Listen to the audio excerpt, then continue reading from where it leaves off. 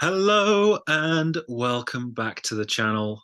Ryan's here with me. We have some business to attend to. This is going to be a shorter video than usual, than you're used to seeing from me and Ryan.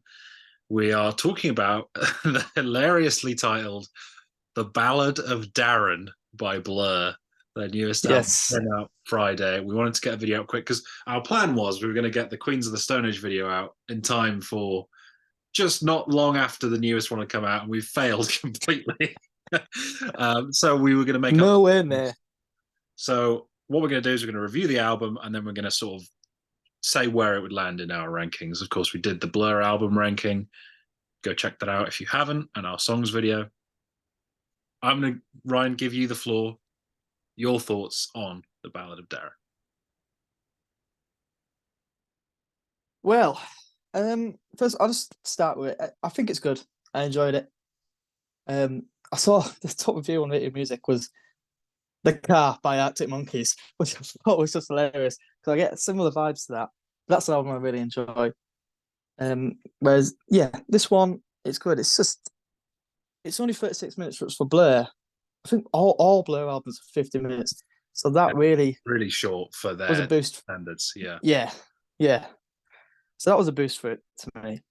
Um, just I listened to it about three times now, twice today, once last night. But I'll be honest, I was drifting off last night. Just it's so relaxing album, but that's fine. The title, yeah, I remember we were talking when it first got announced. I thought terrible, terrible. When I got listened to it a bit, it is kind of about that nostalgia. These kind of 50-year-old blokes, kind of called Darren, probably like my dad, he's called Darren. So it kind of makes sense. The cover as well, not too keen, but I don't mind it. So I like, quite like the cover. It reminds me of the Great Escape cover. It's quite minimalist. Like I prefer a cover like that than something that's too busy. Like it's just like a mm, picture with like the text, and it's like it works, you know. yeah, yeah, it's just a photo. I think I don't know, on Wikipedia it says it's just a photo from 2004. I think the drummer liked it. So yeah, that's a nice one. And in terms of sound, super chill album. Really nice. Kind of like Magic Whip. All these kind of newer ones, kind of from Think Tank, and even 13 a little bit. Really chill. I get a lot of Think Tank on here, which isn't my favorite album. In fact, it's my least favorite. But this is better. This is better. Damon's singing on all these songs are really chill. There's not any of the songs maybe to try to square out a little bit where he's putting a bit more energy into it.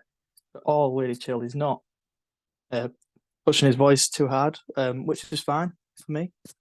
This all sit quite nicely. And yeah,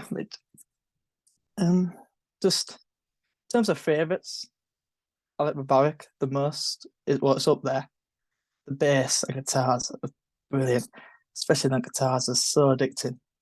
Um, Puts a bit more energy into it. And The Narcissist, when it first came out as a single, I thought it was a bit slow, but all the album's a bit slow, and it is that kind of chill album. But The Narcissist on this album really stands out, and it's the one song with just a bit of hope into it. It's really quite a downbeat album. A lot of these songs kind of downbeat. Obviously, it's kind of about being older, looking back, the nostalgia, missing it, missing the youth, and that. Um, yeah, The Narcissist is one with a bit of hope, like a downbeat album. I just think, yeah, there's a few where I'm drifting off. It kind of just flows by. But they all work on the album. Quite a bit of electronic. Lots of David Bowie on here. Lots of David Bowie, especially The Height, really highlighted. Just reminds me of Space Oddity. It's got that acoustic intro and it big climax. I really like that one. Great way to end it as well. But yeah, I think overall, St. Charles Square, Barbaric, The Narcissist are the kind of the big three for me. All singles, I believe, actually, as well. And the title track, the ballad. Ballad's really nice. The production here is great, kind of shoegazy vibe. So it's yeah, 36 minutes long. It's an easy listen. I've gone for a 7 out of 10. Um, it's good. It's decent. I don't know if it's not in the 90s work. All of these non-90s Blue albums. Mm. Don't match up. But still, 7 out of 10, that's solid. Yeah, I think you enjoyed it a bit more than I did. But I didn't dislike it, but I was disappointed because the only Mm. single I knew was The Narcissist, which I think is the best song on the album. Um, it does start well. I like the ballad. It's a good opener. I like the melody. It reminds me of like the opposite of the Universal, right? Where you have the big strings, but that's like it really, really, really could happen. It's like really triumphant and big, and the ballad is low key and sort of like you said, like downbeat and not very hopeful. But it works well as an album opener. It sort of sets the scene for the whole album. St. Charles Square. I feel like that one sounds like the kind of song they would be making on something like self-titled, but because it's on this album, it's really quiet and there's like these big loud guitar parts, but they're not very loud, and it comes across as kind of tame because of the production and the mixing. So Mm. it could have been a great song, but to me, that song doesn't quite do it for me. I also love Barbaric. That's also one of my favorites on the album. I think it's almost like Smithsy, the jangly guitars on it, really cool. Just Coxon again, like I talked about it at least in the blurb in the discography videos we did, was that Coxon is like one of my favorite rhythm guitarists ever. Like he just adds so much texture and like little licks and stuff that is so cool and just adds so much to a song. Um, Russian Strings. This was the point where I hadn't looked at the Rate Music page, and I was like, this reminds me a lot of one of the singles from the car. And then I looked on Rate Your Music, and it's just all anyone With saying about the album is like, oh my god, doesn't it sound like Arctic Monkeys? So I was like, I felt very rewarded. I was like, that sounds uh, like that kind of sound, and yeah. The production I think is pleasant. I think the album lacks a bite. Like I said, a song like St. Charles Square needs that sort of fuzzy distortion of their late 90s stuff, and it just doesn't really have it. And it also lacks hooks. There's just no, even the Magic Whip, I think, had more like melodic songwriting. And these songs kind of meander a little bit. The Narcissist, I agree with you. When I first heard it, I liked it, but I was like, lead single? Really? Like, it's a good song, but mm, then when you compare it to the rest of the album, the hook of it is so much more, like the chorus is more memorable than the rest of the album. I like how the arrangement builds, and yeah, it grew on me a lot. I like how Graham sort of sings with Damon. It's like the backing vocals parts, really cool. Goodbye Albert sort of has this like think tank feel. The backing vocals on that really bad. It's like robot backing vocals.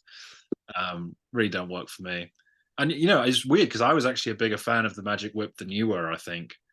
And I think that album was like so bright and dynamic, and I loved the production on it. And this feels like, yeah, quite dreary and just. Ugh.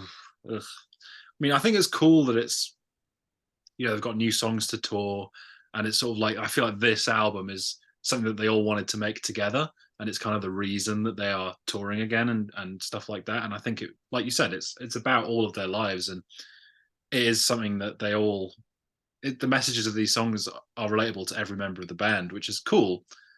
But I can't help but feel it is like the Damon Albarn show a little bit. Like Coxon has some great guitar parts on here on a couple of the songs, but a few of them that I can barely notice any guitar. What has happened to Alex James? Like his bass is like not prominent at ugh, all on this album.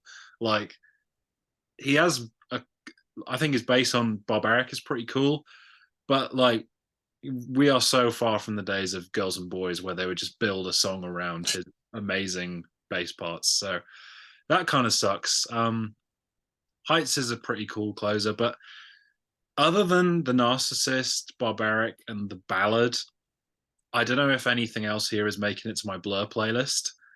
And yeah, it's 36 minutes. Yeah, it's fairly pleasant, but I don't know. I felt a little bit disappointed. I'm going to go 6 out of 10 for this. I think it's decent. I think there are some good songs, but even like compared to Leisure, I think the best songs on Leisure are better than the best songs on this for me.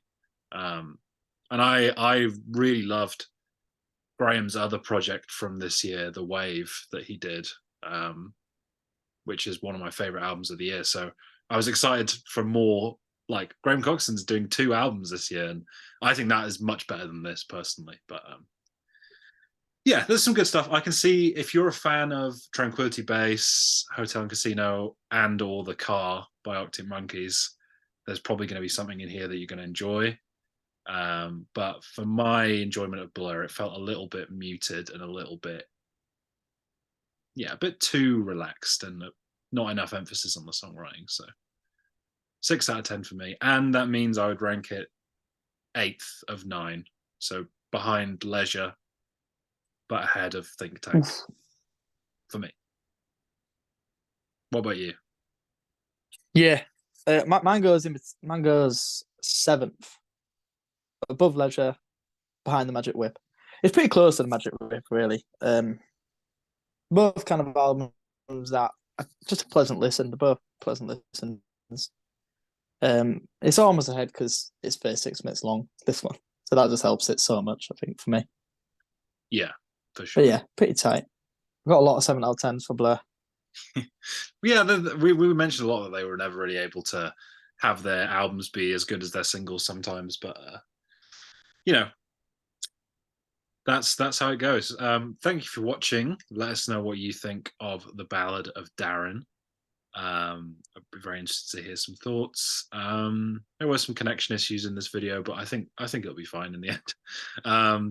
And yeah, Ryan will be joining me next for Queens of the Stone Age. Probably will be released in 2 or 3 weeks. We're almost done with the listening, so we're not. This is not an empty promise now. We're almost there. Hopefully, we will catch